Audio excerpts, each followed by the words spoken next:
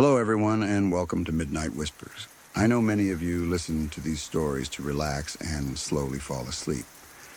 Before we begin, feel free to leave a comment and tell me where you're listening from tonight. If you enjoy these stories, please like the video and subscribe to the channel. Now, get comfortable, take a slow breath, and let's begin.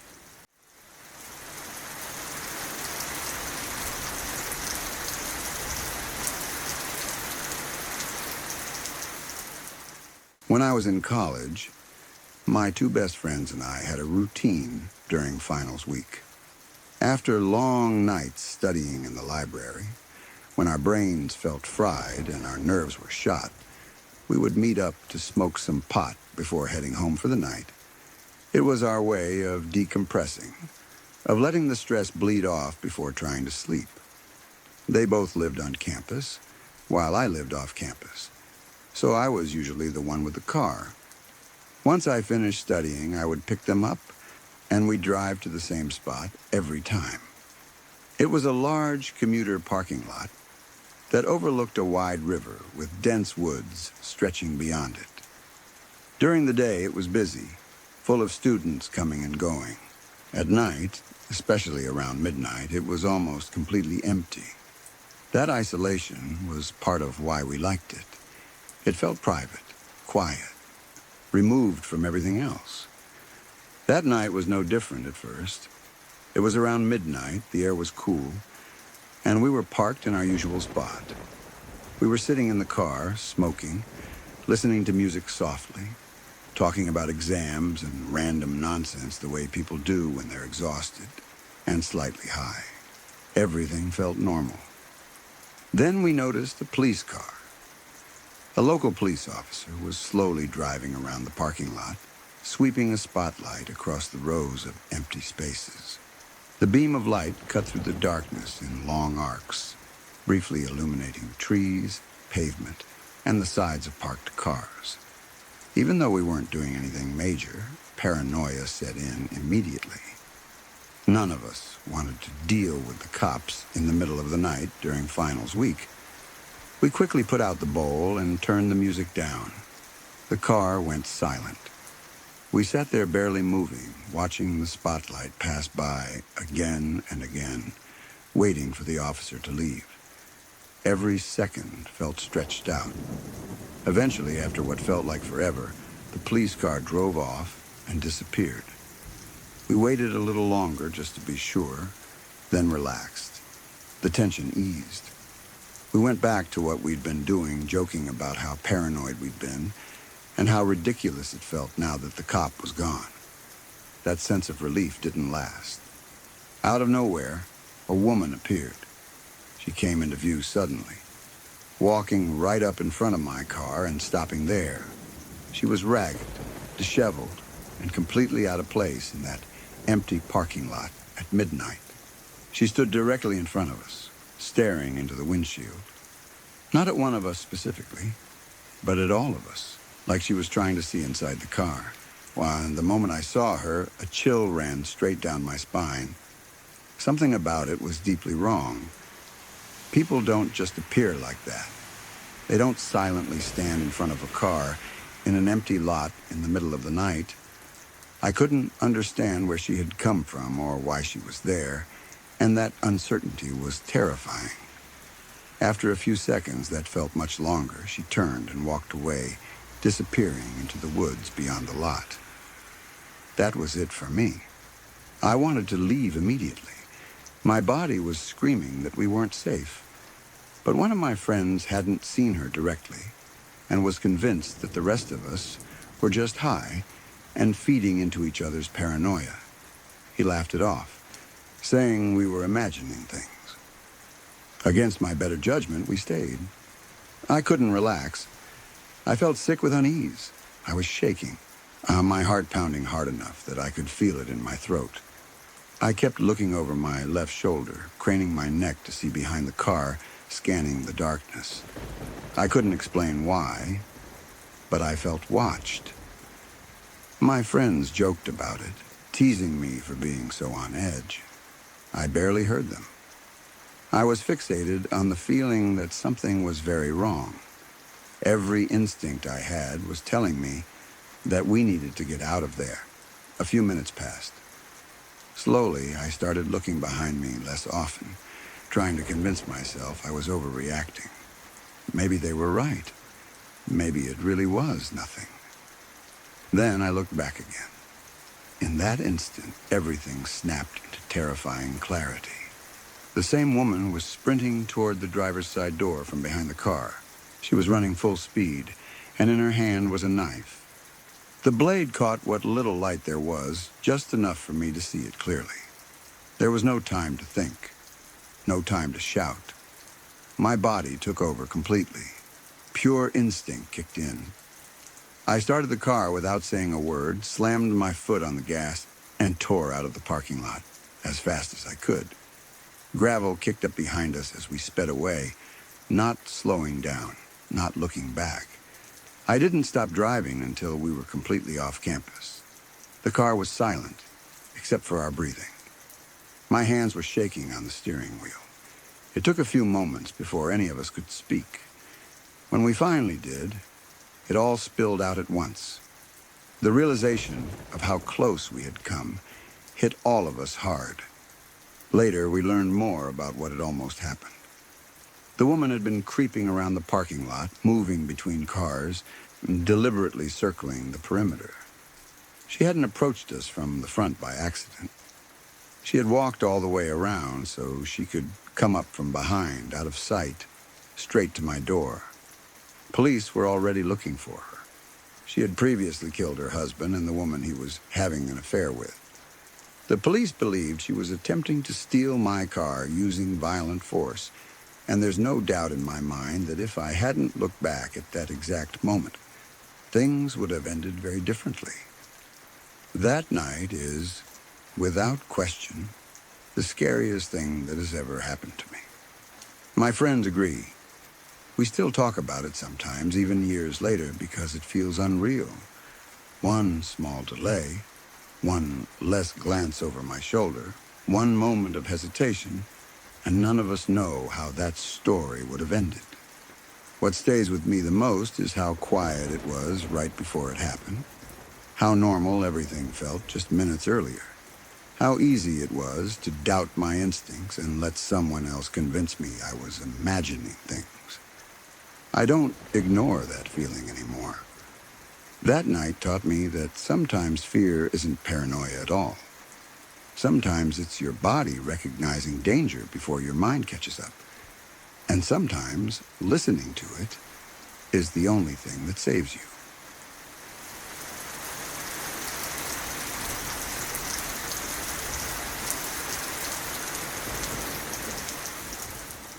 My family once took a trip to Sudan to visit my dad's side of the family.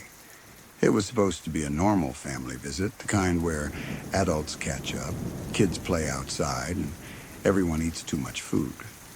None of us expected anything strange or frightening to come from it. At the time, I was young, and so was my brother, who was 8 years old.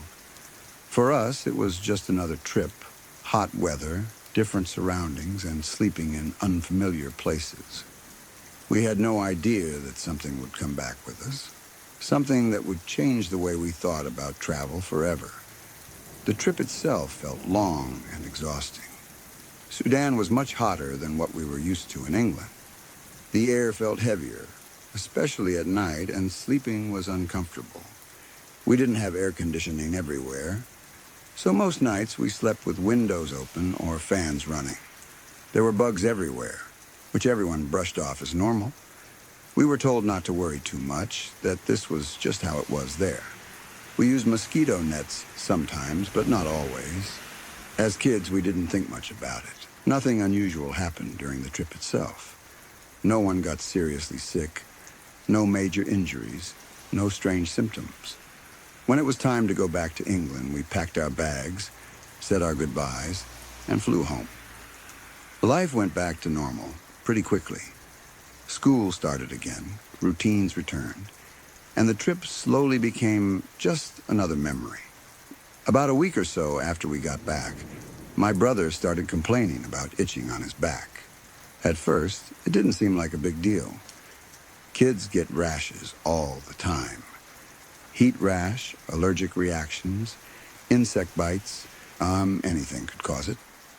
When we checked his back, there was a rash spread across it. It looked red and irritated, but nothing that screamed emergency.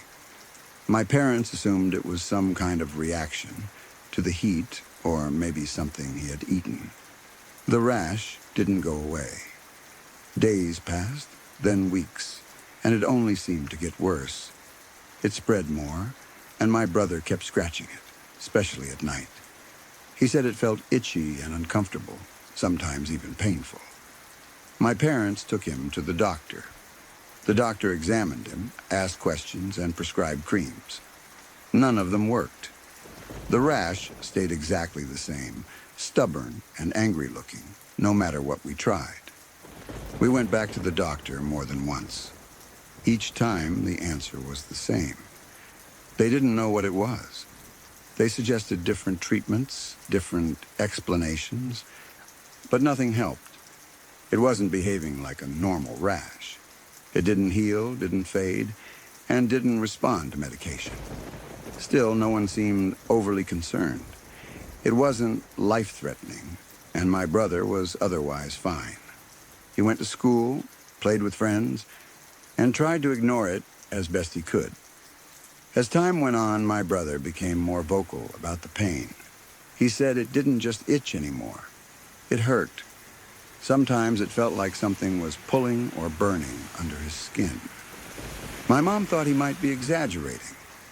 Kids sometimes do when they want attention or don't feel like going to school. She assumed he might have scratched it too hard or rubbed it against something rough. One afternoon, we were all at a park. It was a normal day, nothing special. The weather was nice, and my mom had taken us out to get some fresh air. My brother started complaining again, saying his back hurt badly. He kept reaching behind his neck, trying to scratch or touch something he couldn't quite reach. He looked uncomfortable and upset. My mom brushed it off at first. She told him he probably leaned against something or irritated the rash somehow. She told him to stop fussing and go play. He tried, but within minutes he started crying. Not normal crying, but real pain. He said it hurt more than ever before. He looked pale, and something about his reaction felt different. Suddenly, he collapsed to the ground, screaming. It wasn't a fall from tripping or slipping. It was like his body just gave out. His scream was loud and full of fear, the kind that makes your stomach drop instantly. Everyone nearby turned to look. My mom rushed over, panicking, trying to understand what was happening. Then something happened that no one there will ever forget. From a single small hole at the base of my brother's neck, hundreds of flies came bursting out. Not slowly, not one or two, hundreds. They flew out all at once, like something out of a nightmare. The sound, the movement, the shock of it all was overwhelming. People screamed. My mom screamed. I froze, unable to process what I was seeing. The flies swarmed into the air, disappearing almost as quickly as they appeared. The hole in his neck was small, but it was real. My brother was still screaming, terrified and in agony. Blood and fluid were visible around the opening. It looked impossible, unreal, like something that shouldn't be able to happen to a human being. Someone called for help. I don't remember exactly who or how. Everything after that moment felt blurry. My brother was rushed to the hospital. Doctors and nurses crowded around him trying to understand what they were dealing with. This time, they didn't brush it off. This time, they took it very seriously. After tests and examinations, we finally got an explanation. While we were in Sudan, some kind of African fly had laid eggs under my brother's skin while he was sleeping. We had no idea it could even happen. The eggs, or larvae, had been growing inside his body the entire time we were back in England. The rash wasn't a rash at all. It was the reaction of his body to what was living inside him. The reason the doctors hadn't recognized it earlier was because it was incredibly rare in the UK. Most doctors there never encounter cases like that. The larvae had reached a stage where they emerged all at once, causing extreme pain. That moment at the park was when they finally came out. My brother had to undergo treatment to clean the wound and prevent infection. Physically, he recovered, though it took time. Emotionally, it was much harder. For a long time, he had nightmares. He became scared of insects, of sleeping without lights on, of feeling anything on his skin. Even now, years later, he still shudders when the story comes up. For our family, that experience changed everything. Travel was never the same again. My parents became much more cautious, much more aware of things they had never considered before. As kids, we learned that the world could be far more dangerous and strange than we ever imagined. What still haunts me is how normal everything seemed before it happened, how close we were to dismissing it completely. If it hadn't happened in public, if he hadn't collapsed when he did, we might not have realized the truth until it became even more serious. To this day, it's one of the most terrifying things I have ever witnessed. Not because it was dramatic, but because it was real. Something invisible, something no one noticed, was living inside my brother for weeks, and none of us knew.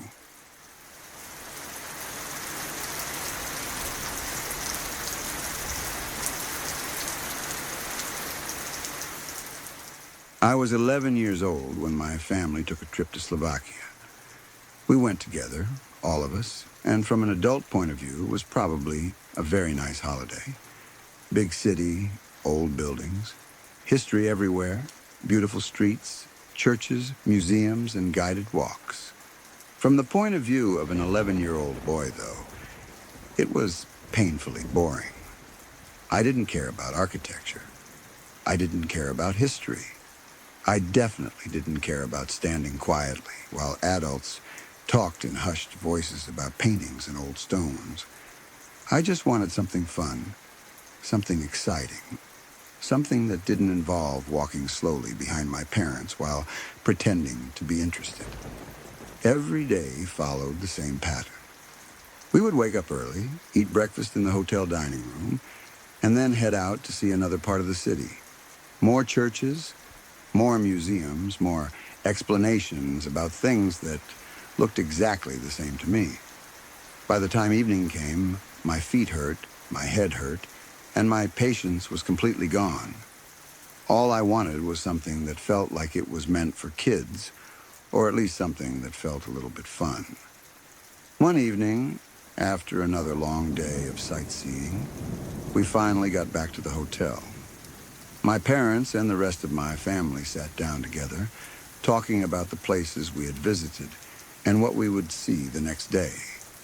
I remember standing there listening to them talk and feeling this deep sense of frustration. I couldn't imagine spending another moment listening to conversations about museums and churches. I needed to escape, even if only for a little while. That's when I got the idea to explore the hotel. In my head, hotels were supposed to be cool. Maybe they had an arcade room, maybe a game room, maybe something interesting hidden somewhere that my parents didn't know about. Anything would be better than sitting around talking about history. So without really telling anyone where I was going, I decided to look around on my own. I walked down the hallway and found the elevators. They looked normal enough. Nothing fancy, nothing scary. Just elevators. I stepped inside one and pressed the button for the lobby. I waited. Nothing happened. No movement, no sound, no feeling of going up or down. I waited a few more seconds, assuming maybe it was slow. Still nothing. At first, I wasn't too worried. I figured the elevator might be broken or temporarily out of service. So I pressed the button to open the doors again. Nothing happened. The doors stayed shut. I pressed it again. Still nothing. That's when a small feeling of fear started creeping in. Not full panic yet, just that uncomfortable feeling that something wasn't right. I stood there for a moment, staring at the buttons. I pressed the lobby button again. Nothing. I pressed another floor. Nothing. That's when it really hit me that I was stuck. The elevator wasn't responding at all. It wasn't opening, it wasn't moving, and no matter what button I pressed, nothing changed. I started to feel nervous. My heart beat a little faster. I told myself to stay calm. Elevators get stuck sometimes. Someone would notice. Someone would come. To get attention, I knocked on the elevator door a few times. At the time, it seemed like a reasonable thing to do. Looking back now, it was probably the worst thing I could have done. The moment after I knocked, the elevator suddenly started moving. Not smoothly, not slowly. It started going down. At first, I felt a small sense of relief. Maybe it was just delayed, maybe it was finally working. But that relief disappeared almost immediately when I realized how fast it was going. This was not how elevators were supposed to move. It wasn't a free fall, but it was definitely faster than normal. Fast enough to make my stomach drop and my legs feel weak. I froze. I didn't scream. I didn't move. I just stood there, completely terrified, as the elevator dropped downward. My mind went blank except for one thought. This isn't supposed to be happening. A few seconds later, the elevator hit the ground with a loud bang. The impact was sudden and violent enough to make me stumble. Then everything stopped. There was a brief moment of silence. Then the elevator made a cheerful little ding, like nothing unusual had just happened. The doors opened. What I saw on the other side was not a lobby. It wasn't any normal floor at all. It was a small room, completely dark. The only light came from the inside of the elevator behind me, casting long shadows across the floor. Directly in front of me was a locked door. No windows. No signs. Just a dark, silent space and a door that clearly wasn't going to open. I stood there for a moment, staring, trying to understand what was happening. Then the elevator doors started to close. I panicked and pressed the button, forcing them to open again. I realized very quickly that opening and closing the doors was the only thing the elevator would still do. It wouldn't move. It wouldn't take me anywhere. It had dropped me into this strange place and given up. That's when the fear really took over. I sat down on the elevator floor, my back against the wall, and waited. I didn't know what else to do. I assumed someone would come soon. Hotels have staff. Elevators are monitored. Surely someone would notice a broken elevator. At first, I didn't even fully believe it was real. It felt like a mistake, like something that would be fixed any second. Someone would open the locked door. Someone would ask what I was doing there. Everything would go back to normal. When that didn't happen, the anger came. I got angry at the hotel, angry at the elevator, angry at myself for getting into it. All I wanted was to find something fun to do, and instead I was trapped in a stupid metal box in the dark. It felt unfair. It felt cruel. I remember kicking the wall lightly and immediately regretting it because it hurt and changed nothing. After anger came something like bargaining. It's hard to bargain when you're completely alone, but I tried anyway. I started hoping for help, hoping someone would hear me, hoping that somehow someone or something would step in and fix this. I even started thinking about God, even though I didn't normally think that way. I figured if there was ever a good time for some kind of divine intervention, this was it. When that didn't work either, I broke down. I cried. I cried hard, the kind of crying where you can't stop and you can't breathe properly. I felt small and helpless and completely trapped. Eventually, after crying for what felt like a very long time, something inside me just gave up. I accepted the idea that maybe this was it. Maybe no one was coming. Maybe I was going to be stuck there forever. At some point during that mindset, I peed in the elevator. It wasn't because I couldn't hold it anymore.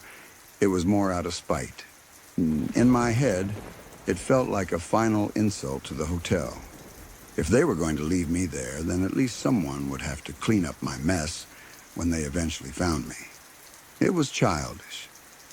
But I was a scared 11-year-old, and logic wasn't exactly my strongest skill at that moment.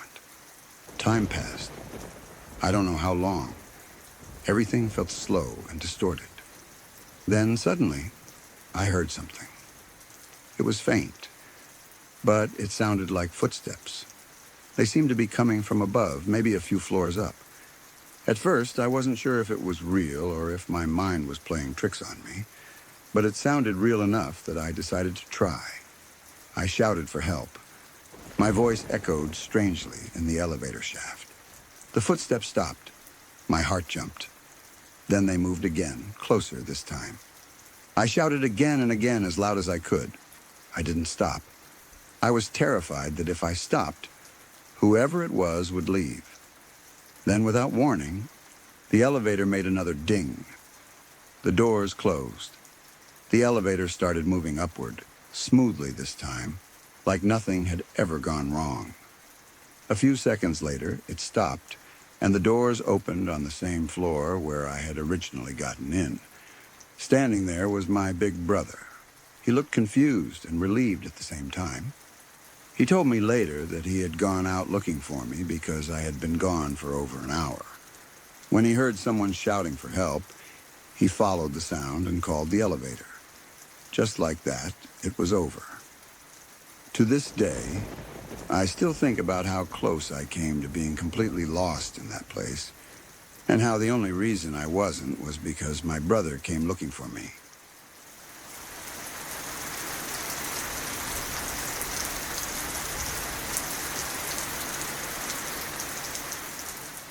Sometime in the mid-1980s, when I was in my early to mid-teenage years, my family and I were traveling together through Europe. Travel back then felt very different from how it does today. Airports and train stations were quieter in some ways, less controlled in others, and people generally trusted that nothing truly bad would happen in public places. That belief shaped how adults acted, how children were supervised, and how strange situations were often dismissed instead of taken seriously. One morning, very early, we arrived at the main train station in Munich. The sky was still dim, the air cool and slightly damp, the kind of morning where the city feels half asleep. The station itself was large and echoing, with long corridors, tiled floors, and fluorescent lights that made everything look a little pale and tired. A few travelers were scattered around, but it was far from busy. Most people were moving slowly, dragging luggage, rubbing sleep from their eyes, and looking for coffee. My family was with me. My parents, my brother, my grandmother, and my Uncle Rob. Rob was technically my uncle, but in reality, he felt more like an older cousin. He was only a couple of years older than I was, and we spent a lot of time together. We joked around, shared music, and generally stuck close to each other when we traveled. That closeness is part of why the memory of that morning feels so vivid even now. After the long train ride, we all felt uncomfortable and tired. We needed to wash our faces, use the restroom, and just feel human again. My parents decided they would wait outside the restrooms with my grandmother while the rest of us went in. No, there didn't seem to be any reason to worry. It was a public train station in a major European city. Nothing dangerous crossed anyone's mind. So my brother, my Uncle Rob, and I walked into the men's restroom together. The restroom was almost completely empty. The lights buzzed softly overhead, and the space smelled like cleaning chemicals mixed with old tile and water. There was that hollow echo that big public restrooms tend to have. No one else was inside at first, just the three of us. We spread out a little, heading toward the sinks and stalls, half awake and not really paying attention to anything beyond our own exhaustion. A short time later, an older man walked in. I remember noticing him because of how quiet the room was. His footsteps echoed more than they should have, and that alone made him stand out. He looked ordinary enough at first glance. Older, worn clothes, nothing flashy or obviously threatening. He smiled and waved at us casually, like someone greeting strangers in a small town rather than a train station or restroom. Uncle Rob waved back. He did it without thinking, just a quick friendly gesture. To him, it probably felt normal. We were in Munich, after all.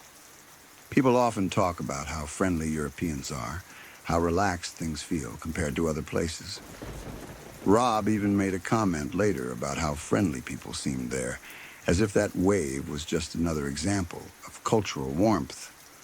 What happened next happened quickly, but it also felt slow in the way that shocking moments often do. The man stepped closer, positioning himself between me and Rob. At first, I didn't understand why he was standing so close. There was plenty of space in the restroom. It didn't make sense. Then I realized what he was doing. He exposed himself and started masturbating. There was no warning beyond that initial wave. No words, no explanation. Just the sudden, horrifying realization of what I was seeing. My stomach dropped instantly. My brain struggled to process it. I felt confused, scared, embarrassed, and violated all at the same time. I was a teenager, still trying to understand the world, and suddenly I was confronted with something deeply wrong in a place that was supposed to be safe. My brother reacted immediately. So did I. We didn't think. We didn't shout. We didn't try to confront the man. We ran. We bolted out of the restroom as fast as we could, our footsteps loud and panicked against the tile floor. My heart was pounding so hard I could feel it in my ears. I remember the feeling of cold air hitting my face as we burst back into the main station, where everything felt suddenly too open and too exposed. But Uncle Rob didn't come with us. For a split second, that didn't even register. I was so focused on getting away that I didn't realize he was still inside. When I did realize, panic hit again, sharper this time. Rob hadn't seen what was happening right away. He hadn't understood the danger. He was still inside that restroom with that man. I turned back toward the restroom entrance and yelled for him. I don't remember exactly what I shouted, just his name over and over, my voice shaking. I must have sounded terrified because he reacted immediately. I saw confusion flash across his face as he looked at me. Then realization as he put the pieces together. Whatever he saw or understood in that moment was enough for him to move fast. He came running out. Once we were all together again, none of us really knew what to do. My brother and I were shaken. Rob looked angry and disturbed, his casual mood gone completely. We went straight to our parents and grandmother and told them what had happened. We expected shock, concern, maybe anger, maybe fear. Instead, they laughed. Not loudly, not cruelly, but dismissively. Like it was an awkward misunderstanding or a strange story to tell later. My grandmother shook her head. My mother brushed it off. Someone made a comment about weird people or crazy things you see while traveling. It was treated like an uncomfortable joke rather than a serious incident. Looking back now, that reaction is almost as disturbing as what happened in the restroom. At the time, though, it reflected the mindset of that era. Back then, people didn't talk openly about sexual harassment or assault, especially when it happened to boys. There was a belief that if nothing physically violent happened, then nothing really happened at all. It was easier to laugh it off than to confront how dangerous the situation truly was. Today, someone would probably call the police. station security would be notified. There would be reports, questions, and consequences. Back then, none of that crossed anyone's mind. The idea that we had narrowly avoided something much worse simply wasn't acknowledged. As a teenager, I didn't have the words to explain how that made me feel. I only knew that something was wrong, that I felt unsafe, and that the adults around me didn't seem to take it seriously. That stayed with me. It planted a quiet understanding that sometimes, even when something bad happens, the people you expect to protect you might not fully grasp its importance. We left the station later that morning and continued our trip as if nothing had happened. Life moved on. No one ever brought it up again. It became one of those stories that lived quietly in my memory, resurfacing years later when I finally understood just how close that moment came to becoming something far worse. What haunts me now isn't just the image of that man in the restroom. It's the realization of how normal it all seemed afterward, how quickly it was dismissed, how easily it could have escalated, and how different the response would be if it happened today. Back then, people laughed at a situation that in reality carried the weight of real danger. And that laughter says a lot about how much the world has changed and how much it still needs to. Sorry to interrupt for just a moment.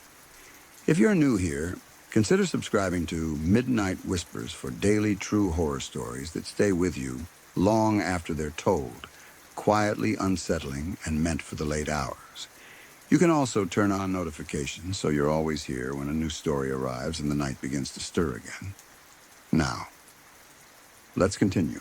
When I was around 9 or 10 years old, my mom and I went on a vacation to a Spanish island. It was just the two of us, which already made the trip feel special to me. 2 full weeks away from home, no school, no responsibilities, just sunshine, swimming pools, and warm evenings. For a kid my age, that sounded like a dream. For my mom, it was a chance to relax, slow down, and enjoy some peace after a busy year. The island itself felt unreal to me. Everything was brighter than back home. The sky seemed bluer, the air warmer, and the days felt longer. Our hotel was close to the beach, and I remember the smell of salt in the air and the sound of people talking in languages I didn't understand. During the day, my mom and I spent time swimming, walking around town, and eating ice cream far too often. At night, we would sit outside, listening to music from nearby restaurants and watching people pass by. After a few days, my mom started talking to a young couple who were also staying at the hotel. It happened naturally, the way it often does on vacation. You see the same people at breakfast, at the pool, in the lobby. Eventually you smile, say hello, and start chatting. They were both young adults, probably in their 20s. The woman was quiet and reserved. She smiled politely, but didn't talk much. The man, on the other hand, was loud, confident, and very friendly. From my point of view as a child, he was amazing. He joked around, told stories, and paid attention to me in a way that made me feel important. He showed me little tricks, explained things about the island, and treated me like I wasn't just a kid tagging along with his mom. To a 10-year-old boy, that kind of attention feels exciting. He felt like the cool older guy who knew everything. I remember looking forward to seeing him because being around him made the days feel more interesting. My mom seemed to enjoy their company, too. She laughed more when they were around, talked longer, and seemed relaxed. Looking back, I think she was just happy to have adult conversation and friendly faces in a foreign place. At the time, everything felt harmless.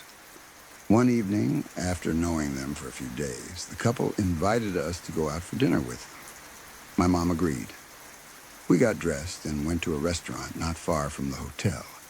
It was warm outside, and the place was full of people talking, laughing, and drinking.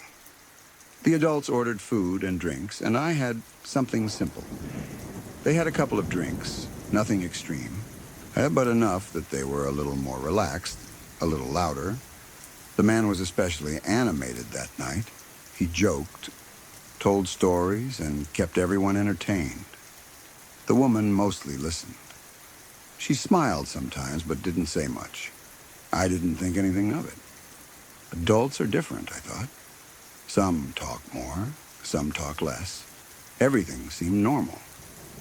After dinner, instead of saying goodnight, we all went back to our hotel together. The plan was just to sit, talk a bit more, and then call it a night. All four of us went into our hotel room. I remember sitting there feeling sleepy, but still trying to stay awake, listening to the adults talk. They laughed, talked about travel, life, and random things I didn't fully understand. At some point, the man went to the bathroom.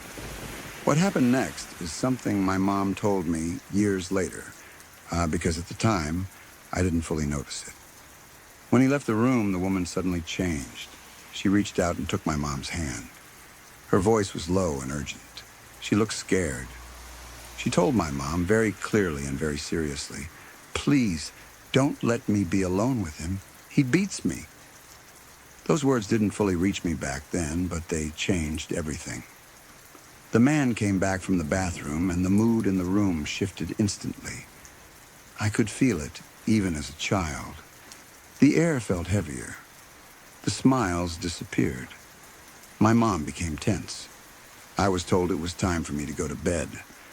I remember feeling confused because the night had felt friendly and calm just moments earlier. I went to bed in the bedroom area, but I didn't fall asleep right away. From the living room, I started hearing raised voices. At first, I thought it was just adults arguing, which I had heard before in life. But then the voices got louder, much louder. There was screaming. Not just shouting, but screaming filled with fear and pain. I remember sitting up in bed, my heart beating fast, not understanding what was happening, but knowing it was bad. Then I heard sounds that didn't make sense to me at first. Loud impacts, furniture moving, more screaming. The woman was crying and yelling. The man's voice was angry, aggressive, completely different from the friendly, fun person I thought I knew. Even at my age, I could tell something terrible was happening. The man was beating her.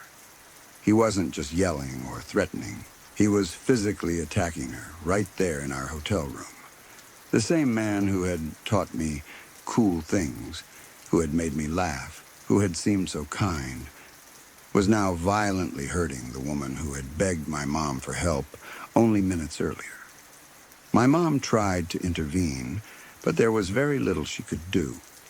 She was alone with an angry, violent man. She tried to protect the woman, tried to get between them, tried to calm him down, but the situation was completely out of control. I stayed in bed, frozen, terrified, listening to sounds I didn't have the words for. Time felt strange during that moment. It felt both fast and slow. Every scream felt endless. I remember covering my ears at some point, wishing it would stop, wishing someone would come and make it all go away. Eventually, other people heard the noise. Neighbors in nearby hotel rooms realized something was very wrong. Doors opened. Voices shouted in confusion and alarm. People came into the room. Someone pulled the man away from the woman. Others tried to help her, comfort her, protect her. The chaos slowly turned into something closer to control, though the tension didn't disappear right away. I don't remember seeing much of it directly. What I remember most is the fear, the confusion, and the feeling that the world had suddenly become unsafe. That night shattered something in me. It was the first time I truly understood that adults could be dangerous, that someone who seemed kind and fun could also be violent and terrifying. I don't know what happened to the couple after that night. I don't know if the police were called. I don't know if the woman got help. I don't know if she was able to leave him or if she stayed. That part of the story was never clear to me, and as a child, I didn't think to ask. As an adult, I think about her often and hope she survived, hope she escaped, hope her life became safer after that night. What I do know is that my mom and I were moved. The travel agency upgraded us to a better hotel shortly after the incident. At the time, I didn't understand why. To me, it just felt like we were suddenly staying somewhere nicer. Looking back now, I realize it was probably for our safety, and maybe also to make sure we didn't have to be reminded of what happened every time we walked through the hallway. The rest of the vacation passed quietly. My mom tried to act normal, tried to make things fun again, but something had changed. I could sense it in her. She was more protective, more alert. I was quieter too. I didn't talk about that night, but it stayed with me. Years later, when my mom told me what the woman had said to her, everything clicked into place. The screaming, the fear, the sudden shift in the man's behavior, the upgrade. It all made sense in a way that hurt more than confusion ever had. That trip taught me a lesson far earlier than it should have. It taught me that abuse doesn't always look obvious, that charm can hide violence, that some people live in fear every day, even when they smile in public, and that sometimes, as a child, you witness things you are not ready to understand, but they still shape you anyway. Even now, I sometimes think about that island, about the sunshine, the warm nights, and that one night where everything went dark. And I think about how close we were to danger, how powerless my mom must have felt, and how brave that woman was for asking for help, even though it came so late. Some vacations you remember for the beauty. Others you remember because they showed you the real world far too clearly, far too soon.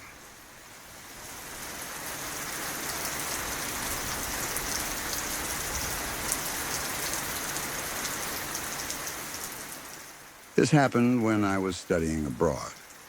I was young, living in a foreign country, and trying to do everything right. I had made friends, or at least I thought I had. There were two girls in my program who I spent a lot of time with. We went to classes together, explored the city together, complained about assignments together. Nothing about our friendship felt strange or unstable to me. I genuinely believed we were close enough to travel together. As spring break started getting closer, the three of us made plans to go on a trip. We talked about it casually at first, then more seriously. We looked at places, discussed costs, and agreed that we would do spring break together. I was excited. Studying abroad can be lonely at times, and having plans with people you trust gives you something to look forward to. Then, 2 days before we were supposed to leave, everything changed. They sat me down and told me they wanted to make it a girls' trip, just the two of them. No real explanation, no argument, no fight beforehand. Just a calm statement, as if it were no big deal. I remember feeling embarrassed more than angry. Rejected, but trying not to show it. I didn't want to cause drama. I didn't want to look upset or needy. So I said, fine. Outwardly, I acted like it didn't bother me. Inside, it definitely did. But I told myself it wasn't worth making a scene. Instead of staying behind and feeling awkward, I decided to do something spontaneous. I would travel by myself. I had always liked the idea of solo travel, and this felt like a good opportunity to prove to myself that I could handle it. On the spot, I made plans to go to Scandinavia. I booked flights and hotels quickly, almost impulsively, but not recklessly. I found some really nice hotels at discounted rates because I prepaid. I planned routes, looked up cities, and built an itinerary that actually excited me.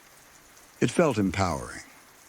What started as rejection slowly turned into a feeling of independence. I wasn't being abandoned. I was choosing my own adventure. At no point did I feel depressed or unstable. I wasn't spiraling. I wasn't acting irrationally. I was disappointed, yes, but also practical. I adapted. I moved forward.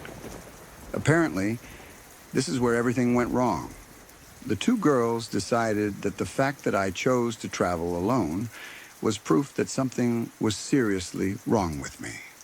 In their minds, booking a solo trip meant I was suicidal. Instead of talking to me, instead of asking how I was feeling, instead of expressing concern directly, they went to our university. They told them they were worried I might kill myself. I didn't know any of this at the time. What I did know was that I was suddenly contacted by the university and told that I needed to see a psychologist. I was confused but not alarmed. Universities take mental health seriously, and I assumed this was some kind of routine check-in or misunderstanding that would be cleared up quickly. I was wrong. The psychologist was French and did not speak English. I spoke very little French, enough to order food, ask for directions, and survive day-to-day life, but nowhere near enough to explain complex emotions, intentions, or misunderstandings. The session was a disaster. I tried to explain that I had been planning to travel with friends, that plans changed, and that I decided to travel alone instead. I tried to explain that I was fine, that I was excited, that I had booked nice hotels, that I was looking forward to the trip. Every sentence felt like it fell apart halfway through. I couldn't find the right words. I couldn't explain tone or context. I couldn't clarify nuance. The psychologist asked questions I didn't fully understand. I answered as best I could. The more confused I became, the more concerned he seemed. The more concerned he seemed, the more anxious I became. At some point, I realized something was very wrong. He stopped asking questions. He made a phone call. He spoke rapidly in French. Then he told me to wait. A few minutes later, orderlies arrived. I didn't understand what was happening until it was already happening. They told me I needed to come with them. I tried to protest. I tried to explain again, slower this time, more desperately. I wasn't suicidal. I wasn't a danger to myself. I was just traveling alone. None of it mattered. They didn't listen, or maybe they couldn't understand me either. I was taken to a French psychiatric facility, an insane asylum. There is no softer way to say it. My phone was taken. My belongings were taken. I was placed in a locked ward. Nobody there spoke English. I asked for a translator. They refused. I asked to call my parents. They refused. I asked to call my university. They refused. I was completely alone. The first night was pure shock. I kept thinking there had to be a mistake, that someone would realize this couldn't be right, that someone would walk in and say, "Sorry, wrong person, you're free to go." Instead, I was shown to a room and left there. The environment was terrifying. People screamed. People cried. Some laughed in ways that didn't make sense. Some stared at walls for hours. Some talked to themselves. Some were heavily medicated and barely conscious. I had never been around anything like this before. I wasn't just scared, I was completely unprepared. I didn't belong there, and I knew it. The second day was worse. Reality started to set in. I wasn't being released. Nobody was coming to explain anything. I couldn't communicate properly with anyone. Every attempt to speak made things worse, not better. The more upset I became, the more they saw it as proof that I was unstable. It was a perfect trap. I was terrified, confused, and angry, which made me look exactly like someone who needed to be there. I had no way to prove otherwise. I tried writing things down. I tried speaking slowly. I tried gestures. I tried repeating the same explanation again and again. Nothing worked. There was no translator, no advocate, no one on my side. I spent 3 full days there before I was finally given access to a phone. 3 days of constant fear, of watching things I wish I could forget, of sleeping poorly, of not knowing if I would be there for weeks or months. I honestly started to wonder if this would ruin my life permanently. I had no idea how the system worked or how long they could keep me. When I finally got to call my father, I broke down. I tried to explain everything as quickly as I could. He was shocked, angry, and terrified. He immediately began making plans to fly to France. Even then, it took another day and a half before he could physically get there and navigate the system. Those extra hours felt endless. When my father finally arrived, everything changed almost instantly. Suddenly, people listened. Suddenly, paperwork moved faster. Suddenly, explanations were accepted. Within a short time, I was released into his care. Just like that, it was over. No apology. No acknowledgement of the mistake. No explanation beyond vague references to procedure and concern. I walked out exhausted, shaken, and permanently changed. I want to be clear about something. I know this wasn't the fault of random French people. I know systems are imperfect. I know language barriers complicate things. Intellectually, I understand all of that. Emotionally, though, it's harder. Being locked in a foreign psychiatric institution when you are perfectly sane, unable to communicate, unable to contact family, surrounded by genuine suffering, does something to you. It strips away your sense of safety and control in a way that is hard to describe unless you've lived it. What hurts the most is how easily it happened. A misunderstanding, a bad assumption, a language barrier. And suddenly I was locked away, powerless, terrified, and invisible. I never traveled the same way again after that. I never trusted systems the same way again.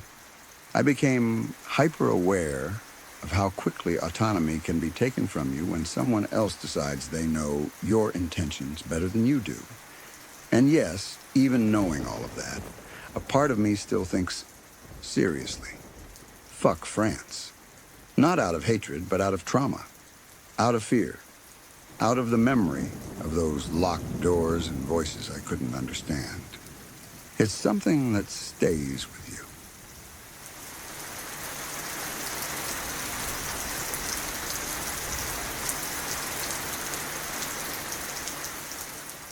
Looking back on it now, the whole experience is absolutely hilarious to me. At the time, I didn't fully understand why my mom was so shaken by it. But as an adult, I can only imagine how terrifying it must have been for her. It was one of those moments where a child processes chaos as something absurd and funny, while an adult sees danger, filth, and the complete loss of control over a situation. That difference in perspective is probably why the memory has aged the way it has for me. The first time my mom and I ever took a trip to New York City, we were both excited and completely unprepared. Neither of us had been before. We were not especially well-traveled people, and we definitely weren't what you would call cultured in a worldly sense. We liked normal things, familiar environments, and places where you generally understood the rules just by being there. New York already felt overwhelming, loud, and intense to us, but we were still enjoying it in that wide-eyed tourist way. At some point during the trip, we decided to go to Chinatown. This decision was made despite the fact that multiple people had warned us not to. I don't even remember who exactly warned us, but I remember very clearly that there were warnings. People told us it was dirty, chaotic, overwhelming, and not something we would enjoy. Naturally, we ignored all of that. In our minds, it was part of the real New York experience. We didn't want to be those tourists who only stayed in clean, polished areas and missed out on something authentic. That was our first mistake. The moment we entered Chinatown, everything felt wrong. The atmosphere changed instantly. The streets felt tighter, louder, and more aggressive. There were smells everywhere, and not the kind you could easily identify or ignore. Food smells mixed with garbage, exhaust, and something sour and rotten underneath it all. People moved differently. There was less eye contact, more pushing, more spitting on the ground without hesitation. I remember noticing how openly people spit, not discreetly, not turned away, just spitting wherever they stood. There was constant hacking, coughing, throat clearing, and loud bodily noises that most people would normally try to hide. It felt like every social rule I had learned growing up had been thrown out the window. To me, as a kid, it was bizarre and almost fascinating. To my mom, it was deeply unsettling. I remember her walking faster than usual, clutching her bag tighter, scanning faces and storefronts with a look that said she didn't like this at all. She kept glancing around, clearly uncomfortable, but trying not to show panic. I thought it was strange, gross, and kind of funny all at once. It didn't feel dangerous to me. It felt like we had walked into some alternate version of reality where everything was just slightly off. Then my mom told me she needed to use the restroom. We found a public restroom nearby, which already felt like a bad idea, but at that point she didn't have much choice. She told me to wait outside while she went in. I remember standing there, leaning against a wall, watching people pass by. Even then, the things I saw felt unreal. At one point, a woman walked past me who looked absolutely stunning. She was well-dressed, confident, and completely out of place compared to everything else around her. As she passed in front of me, she suddenly stopped, bent slightly forward, and coughed up a thick black mucus. It landed on the ground with a wet sound. Mixed into it were strange white chunks that I couldn't identify. It wasn't a normal cough. It looked like something being expelled from deep inside her. She didn't even acknowledge it. She just kept walking like nothing had happened. I stood there frozen, staring at the spot on the ground, trying to understand what I had just seen. That alone would have been enough to make the experience memorable. But my mom's story from inside the restroom took it to another level entirely. When she came out, her face was pale. Not just uncomfortable, but genuinely shaken. She grabbed my arm and immediately started guiding me away. But as we walked, she told me what she had seen inside. According to her, when she entered the restroom, she immediately noticed how filthy it was.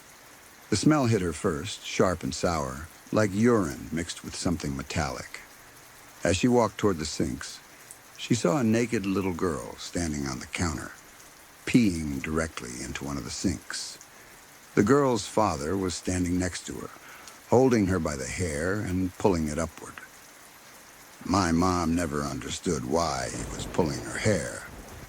It didn't seem necessary or helpful. It just felt wrong. The girl didn't seem to react. It was as if this was completely normal to them. My mom said she froze for a moment, unsure of what to do or where to look. Trying to avoid that scene, she quickly went into one of the bathroom stalls. That's when she saw something that still makes my stomach turn just thinking about it. Sitting on the filthy floor was a doll's head. It had been decapitated from its body. One eye had been completely gouged out, leaving a dark, empty socket. Most of the hair had been burned off, but a small patch remained, and that patch had been pulled through the empty eye hole. It looked deliberate. Not broken accidentally, but intentionally destroyed. As if that wasn't disturbing enough, when she looked into the toilet bowl, she saw urine mixed with a noticeable amount of blood. Not a few drops, enough to be clearly visible. Enough to raise serious concern about what had happened there before she arrived. She didn't use the restroom. She didn't touch anything. She turned around, left the stall immediately, and walked straight out. When she told me all of this, I didn't fully grasp how horrifying it was. I remember thinking it sounded like something out of a horror movie. so extreme that it almost felt fake. To me, it was shocking, but also surreal in a way that made it easier to laugh about later. To my mom, it was the realization that she had walked into a place where she had absolutely no control, no understanding, and no sense of safety. The moment she finished telling me what she saw, she didn't hesitate. We left. There was no discussion, no second thoughts, no attempt to rationalize it or stick it out. We got out of that area as fast as we could. We didn't run, but we moved with purpose. We de-assed the area, as you might say, with a speed that made it clear we were not coming back. As we walked away, the sounds of Chinatown slowly faded behind us. The coughing, spitting, shouting, and chaos softened as we moved into a more familiar part of the city. Only then did my mom finally slow down. Only then did she start breathing normally again. Years later, when I think back on it, I laugh. Not because it wasn't disturbing, but because of how absurd it all feels in hindsight. The contrast between expectation and reality was so extreme that it almost becomes comedy. But when I imagine myself in my mom's position, responsible for a child, trapped in a place that feels hostile, filthy, and completely unpredictable, I understand why it stuck with her the way it did. That trip taught me something important, even if I didn't realize it at the time. Not every place is meant to be explored casually. Not every warning exists for no reason. And sometimes, the stories you laugh about later were someone else's quiet nightmare in the moment. For me, it's a funny memory. For my mom, it was probably one of the most uncomfortable experiences of her life. And Chinatown, to this day, remains a place we both silently agree we never need to visit again. If you're still here, then these stories didn't simply fade away. They settled in. Every story you heard tonight came from real moments, real people, and real situations where something felt off or nearly went wrong. If you want to keep exploring stories that linger in your thoughts long after the night grows quiet, consider subscribing to Midnight Whispers. There are more stories waiting in the dark, and not all of them let you leave in time.